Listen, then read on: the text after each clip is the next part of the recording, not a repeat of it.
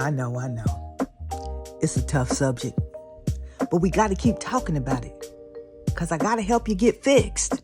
Some family members, worse than a pit bull. They'll bite you in the neck and won't let go until you took your last breath. True story. I'm going to tell you real quick. My father shot his brother. It was only two of them. My father was the youngest, and he looked the best. But his brother never liked him. My father had a heart of gold and was the best brother a man could ask for. But my uncle, on the other hand, was rotten to the core. Moral of the story, some people you just gotta let go. My father didn't.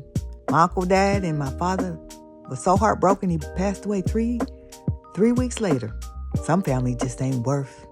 Shh. Talking about my father and his brother ain't an easy thing. Because my father was one of the most beautiful people I ever seen. And it hurt to watch somebody take advantage of his heart because he loved him. Like when I said my father shot his brother, that was a real thing. He didn't die, but every time he walked, he remembered, don't mess with my daddy because he limped from there that day on. Even bullies get taught a lesson. And some of them get to you. I hold any and everybody accountable in my life, family included. I used to excuse bad behavior. In my mind, I always said, we ain't like that. Yeah, we are. I started getting honest with myself. If I can look me in the face, you can forget it. People hurt you to your core if you let them.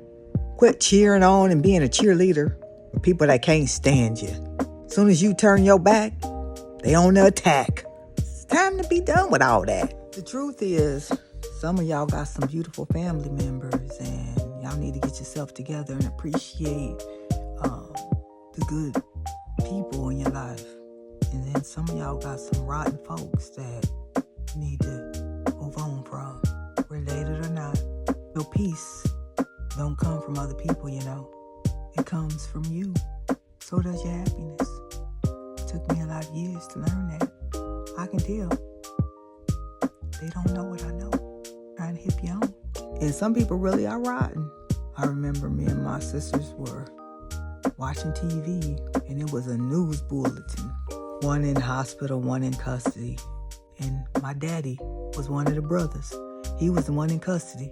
Then our phone rang, and it was a collect call from jail. I'll never forget that day. My uncle was in the hospital, and my father was in jail for shooting him. All I cared about was his daddy getting out. I remember going to see my uncle in the hospital with my sisters. We caught the bus. I'm the youngest of 5 girls, so I'm the youngest. I just never liked my uncle because I loved my father and I knew my uncle was rotten as hell. I remember thinking in my mind while we was there was, y'all gonna ask him, is he pressing charges? Because that's all I cared about. I'm just being honest. I was tired of him effing with my father. When I got older, I told him that you do one more thing and I'm gonna be to see you, and I meant it. I need to correct myself. My sister corrected me on that. My father died 2 weeks after my uncle's sudden death. Yep, my father died 2 weeks exactly after my uncle, he got sick, went to the hospital, found out he had prostate cancer. They said he had 6 months to live. He was out of there less than 2 weeks, took him out quickly. I remember I went to see him at the hospital, and the look on his face, this is my uncle now, it was scary. Like, what was on the other side, I didn't want to go see. This is a real thing, being honest. And then when my father died 2 weeks out of nowhere, I remember when I went to see him, just like he was sleeping. He didn't look nothing like my uncle. And I ain't saying that because that's my father. He's a peaceful man. He met the man upstairs. I think going down memory lane is healthy. I really do. I don't visit memory lane like I used to. I'm so focused on now and living this moment. It's a healthy practice that I've implemented in my life. But, yep, when my uncle passed away, he looked scary as hell. And my father looked like he was just asleep. Like I could tap him on the shoulder and say, Daddy, wake up. I think it's a reputation of how you was and who you are in this life. way my uncle looked at his death, that's the life he lived. And the way my father looked was the life he lived. How you gonna look when you die? There's a lot of lessons to be learned in that true story about my father and his brother. I never understood why my uncle didn't like my father, because my father was always good to him, other than the fact that he was jealous. And I'm just not saying that. I'm aware and intelligent enough to know, to assess a situation for what it is. My father was a very handsome man. My uncle wasn't.